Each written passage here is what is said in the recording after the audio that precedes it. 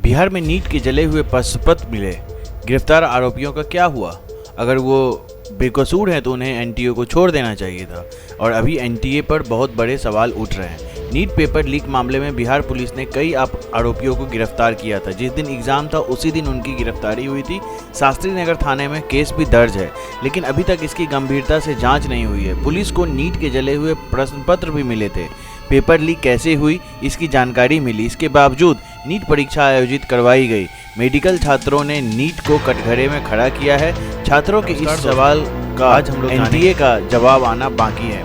देश भर में नीट एग्जाम को लेकर बवाल जारी है। मेडिकल स्टूडेंट अभी तक भी पेपर लीक को लेकर एनटीए पर सवाल उठा रहे हैं। एनटीए के दिए गए जवाबों से छात्र छात्राएं एकदम परेशान हैं। उनका कहना है कि सुप्रीम कोर्ट ने बेशक ग्रेस मार्क्स वाले 1563 अभ्यर्थियों को एग्जाम दोबारा कराने के लिए कहा है, लेकिन बिहार पुलिस की जांच का क्या, जो कहती है कि नीट का पेपर लीक हुआ था। दरअसल 5 मई को हुई नीट परीक्षा में बिहार पुलिस ने पेपर लीक के मामले में कई आरोपियों को गिरफ्तार किया था। इसके बाद जांच हुई और उसमें सामने आया कि 5 मई की परीक्षा से पहले लगभग 35 उम्मीदवारों को नीट यूजी के प्रश्न पत्र और आंसर उपलब्ध करवाए गए थे, लेकिन तभी इस मामले में सख्त एक्शन नहीं लिया गया और ना ही एनटीए की तरफ से कोई जवाब सामने आया है। छात्रों का कहना है कि नीट परीक्षा में शुरू से ही गड़बड़ी है। पेपर लीक को लेकर छात्रों ने सुप्रीम कोर्ट का दरवाजा भी खटखटाया, लेकिन परीक्षा को नहीं रोका गया है। री एग्ज़ाम के फैसले के बाद छात्रों का गुस्सा और भी ज़्यादा फूट रहा है। उनका कहना है कि एनटीए ने अपनी गलती छुपाने के लिए यह किया। इससे 23 लाख छात्रों को इंसाफ नहीं मिल पाया है और अभी तक पेपर लीक को लेकर एनटीए ने कोई साफ जवाब नहीं दिया है। बिहार पुलिस का कहना है कि जो पेपर बिहार पुलिस ने बरामद किए हैं, अभी तक ये साफ नहीं हो पाया है कि क्या वो लीक पेपर था कि नहीं, क्योंकि इनको लेकर एनटीए ने अभी तक कोई जवाब नहीं दिया है। बिहार पुलिस ने एनटीए से प्रश्न पत्र मांगा था कि जो प्रश्न पत्र नीट में यूज़ हुआ है वो प्रश्न पत्र दीजिए, लेकिन अभी तक एनटीए की तरफ से बिहार पुलिस को वो प्रश्न पत्र नहीं मिला है, ताकि वो मैच कर सकें कि जो लीकर द्वारा मिला गया है प्रश्न पत्र और एनटीए के द्वारा प्रश्न पत्र है वो मिलान कर रहा है कि नहीं। जांच में यह सामने आया था कि पेपर बिहार में मध्य प्रदेश और गुजरात से आया था। सूत्रों की माने तो पेपर ट्रांसपोर्टेशन के दौरान लीक हुआ। यही नहीं, बिहार पुलिस को जले हुए लीक प्रश्न पत्र भी मिले, जिनको लेकर एनटीए की तरफ से अभी तक कोई कंफर्म नहीं है। पेपर लीक में 13 लोगों को अरेस्ट किया जा चुका है। गिरफ्तार लोगों में कुछ कैंडिडेट के परिजन और दलाल भी शामिल हैं।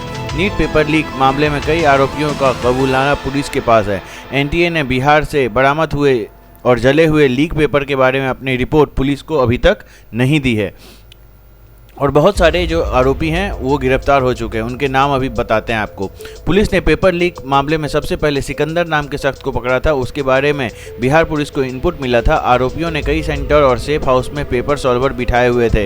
इनके पास पहले से ही प्रश्नपत्र मौजूद थे। जूनियर इंजीनियर सिकंदर प्रसाद यादवेंदु को अखिलेश और बिट्टू के साथ शास्त्री नगर पुलिस ने बेली रोड पर राजवंशी नगर के मोड़ पर नियमित जाँच के दौरान गिरफ्तार किया था। इनके पास से कई नीट के प्रश्नपत्र मिले थे, प्रवेश पत्र मिले थे।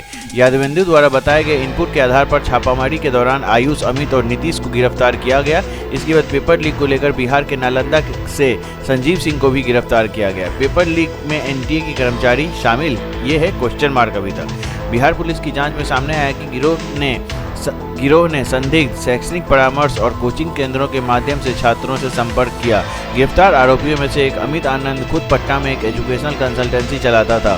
बिहार पुलिस की जांच में सामने आया कि प्रश्न पत्र विभिन्न राज्यों में एनटीए के नोडल स्थानों में प्रिंटिंग फर्म से एकत्र किए गए थे, जहां से उन्हें स्थानीय बैंकों को भेजा गया था। इसके बाद परीक्षाओं से पहले केंद्रों पर भेजा गया।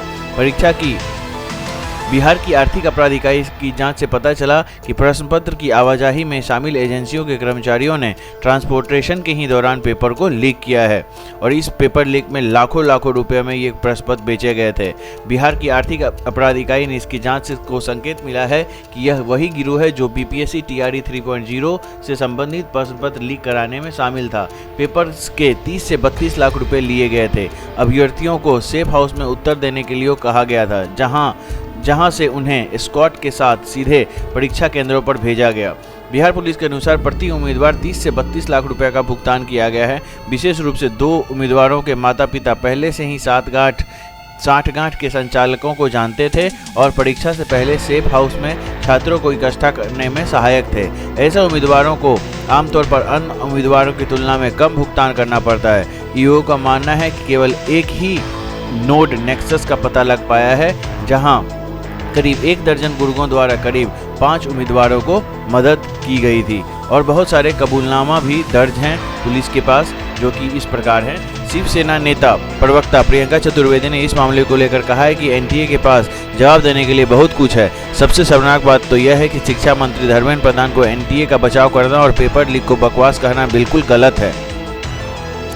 हालांकि जांच से कुछ और ही पता चलता है। मंत्री जी मूल रूप से बिहार की पुलिस की जांच को खारिज करते रहे हैं। सीएम बिहार हैं नीतीश कुमार। क्या यह ठीक है? बिहार पुलिस के पास नीट 2024 का पेपर लीक कराने वाले इन दोषियों का कबूलनामा दर्ज है। आरोपियों ने कबूल किया है कि उन्होंने एक दिन पहले पेपर लीक किया था। पुलिस को शक है कि पेपर लीक का यह रैकेट कई करोड़ का है। फिलहाल 12 आरोपियों को गिरफ्तार किया जा चुका है। बिहार पुलिस का यह भी दावा है कि एनटीए को इस लीक के बारे में मई में ही बता दिया गया था, फिर वो कैसे आगे बढ़े, नतीजे जारी कैसे कर दिए। बिहार पुलिस ने कहा कि आरोपियों से पहले आपत्तिजनक दस्तावेज और इलेक्ट्रॉनिक उपकरण जब्त कर लिए गए हैं। जांच से पता चला कि 5 मई की परीक्षा से पहले लगभग 35 उम्मीदवारों को नीट यूजी के प्रश्न पत्र और उत्तर उपलब्ध करा दिए गए थे, लेकिन सरकार ने साफ कर दिया कि पेपर लीक नहीं हुआ है। तो फिर बिहार की जांच क्या इशारा कर रही है? अभी भी कई सवाल इनके पीछे बाकी बचे हैं, जिसका जवाब मिलना अभी बाकी है।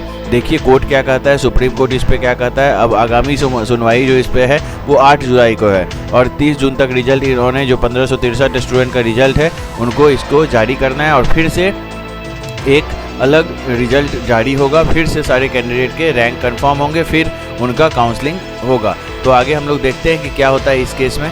वीडियो अगर आपको अच्छा लगा हो तो चैनल को लाइक करें, शेयर करें, वीडियो को सब्सक्राइब करें। धन्यवाद।